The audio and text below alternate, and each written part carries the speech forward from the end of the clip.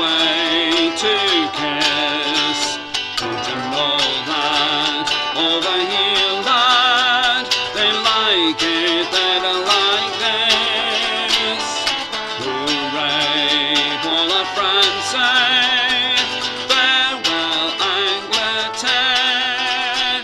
We didn't know. His father's gun had always felt good in his hands. He was a small boy, and he had practised when he'd been on the farm shooting at the crows. But now, he'd been trying to grow a moustache, but it just did not seem to work. He'd taken a wig of his sister's and cut some of the hairs away and stuck it upon his lip and walked up to the recruiting office. At first, they laughed at him. The recruiting sergeant looked at him and said, "You boy, you can't even grow a moustache. How do you think you're going to fight the Boche?" But when they tried him and tested him, they found that he was good enough a shooter to be a sniper. He knew what it was to hold a gun, and inside of his heart all he thought about was fighting at the front. But now he'd been placed at guarding the boats.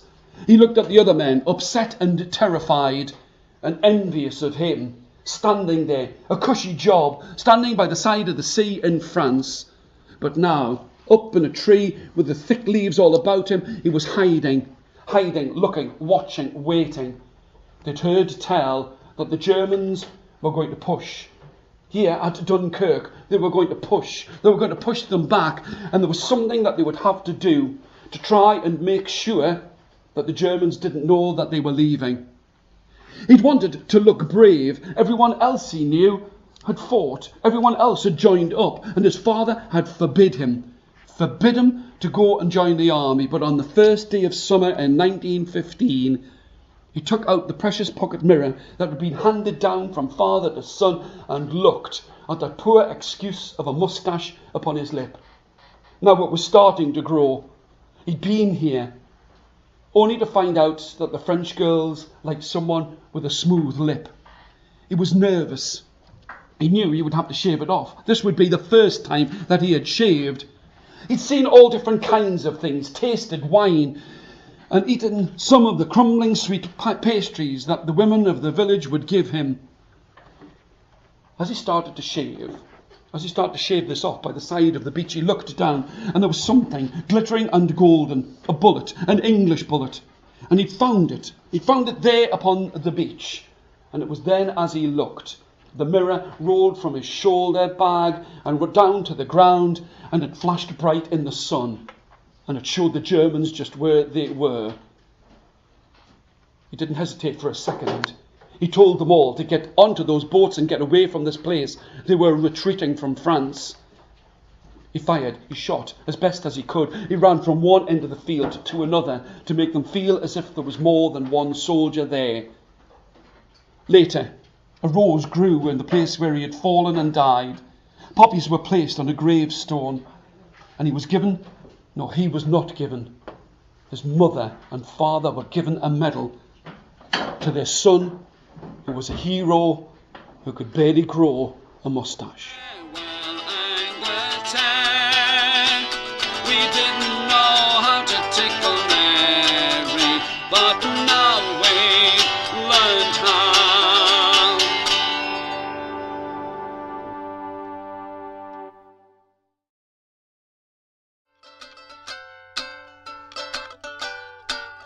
Keep your head down, Fritzy Boy.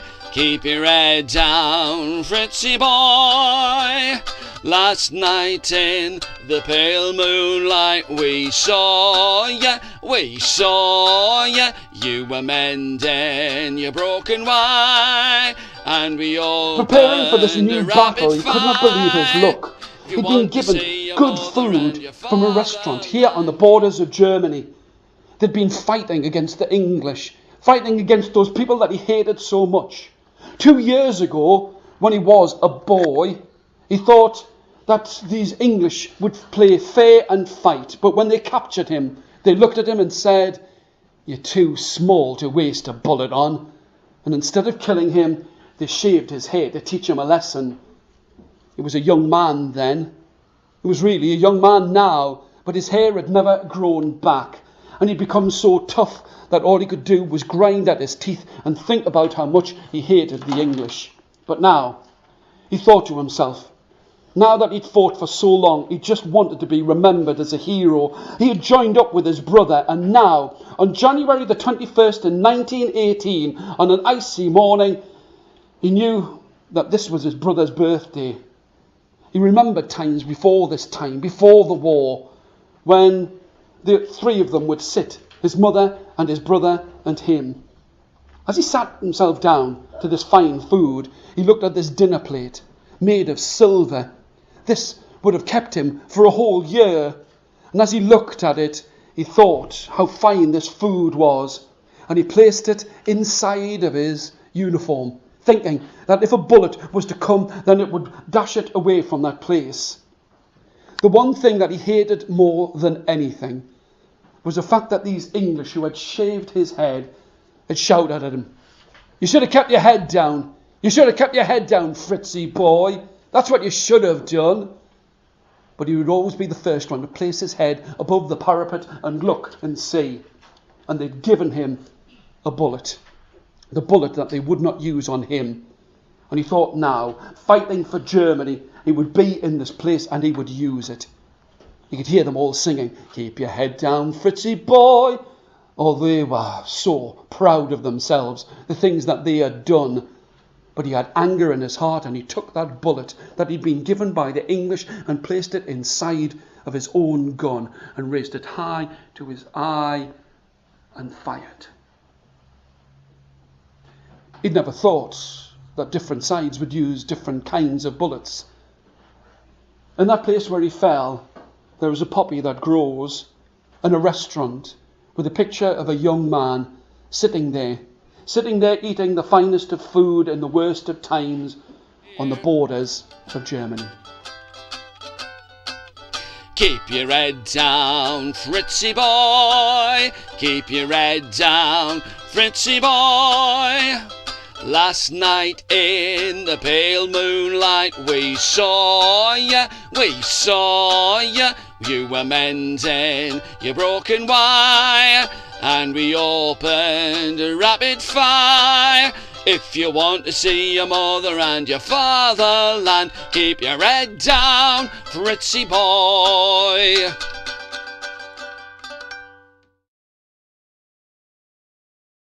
Pack up your troubles in your old kit bag and smile, smile, smile, while you've a Lucifer to light your fag. Smile, boys, that's the style. What's the use of worrying?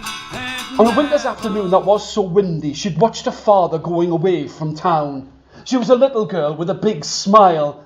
But in this big city with lots of houses, she'd made sure that when he wasn't looking, she placed a picture inside of his pack of the family. She didn't know when the war was going to end. Nobody did. The men all marched away, smiling, laughing and singing, "Pack up your troubles." And she smiled to herself. She knew that she would see her father someday, or she hoped she would see her father someday. And 1 year later, at Christmas time, there was a card from her father. It was mostly written in French. She couldn't read it, but she knew it was a Christmas card, and it was signed, "With love from your dad."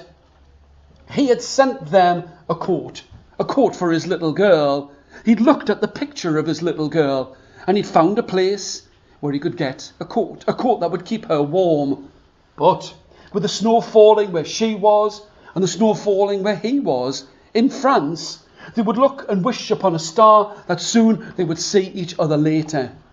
Oh, she loved that coat. She loved the way that it felt. She loved the way that it looked. And he would look at that picture of his family and think about her wearing that coat that he'd sent to her. One night as she lay down on a pillow, it was cold, it was dark, it was December of 1918. She could feel something being laid upon her. A blanket, her father's blanket, that he'd used all the way through the war to keep him warm. It smelt of her father. She knew he was back, and he laughed when he looked. For the coat that he'd bought her when he'd been in France, well, it would have fitted that little girl that he saw in the picture. But when he'd sent it, she had to put it on her teddy. He could see her teddy by the side of her bed, wearing the coat that he'd sent to her. It had always been too small, but she loved it because he'd sent it from the wall to her. Sit back and smile, smile, smile.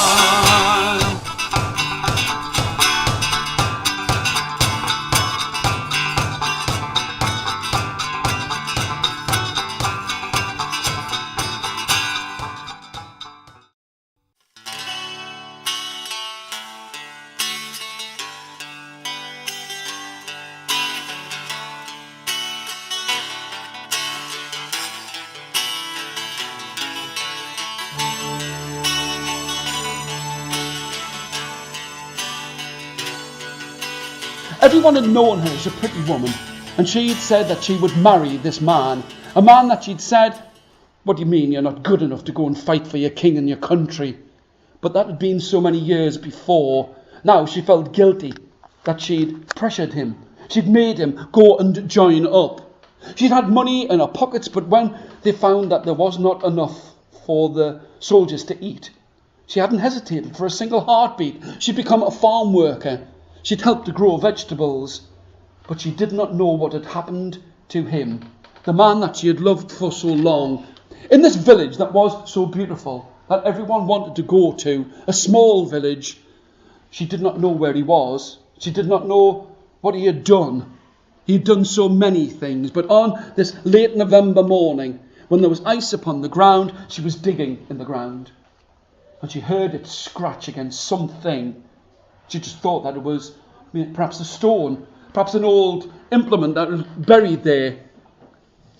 But underneath that icy soil, he did not know what was there. The war had been declared over 10 days before, and he'd been one of the lucky ones.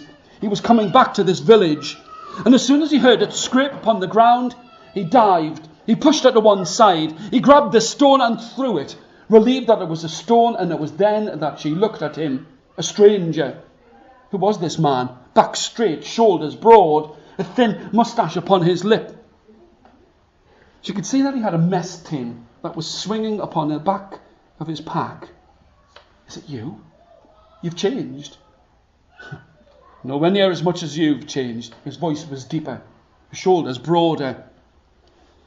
She saw that on his chest, in this late November sunshine, there was a row of medals of places that he'd been, and they knew that they had so much to catch up with.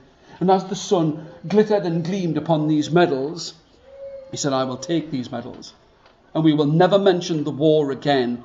I shall take them and sell them, and we shall be married." People thought that he was a fool, that he'd sold his medals, medals that were so precious, that so many people would have died for. But he did not want to think about the war ever again. And the two of them would be side by side, digging into the ground, and they would smile if a spade would graze against a stone, and he would reach down, not shouting, never push it to one side, but smile and live well and long a life of peace. No more church parades on Sunday. No more putting in for leave. I shall kiss the Sergeant Major. Oh, I'll miss him, I will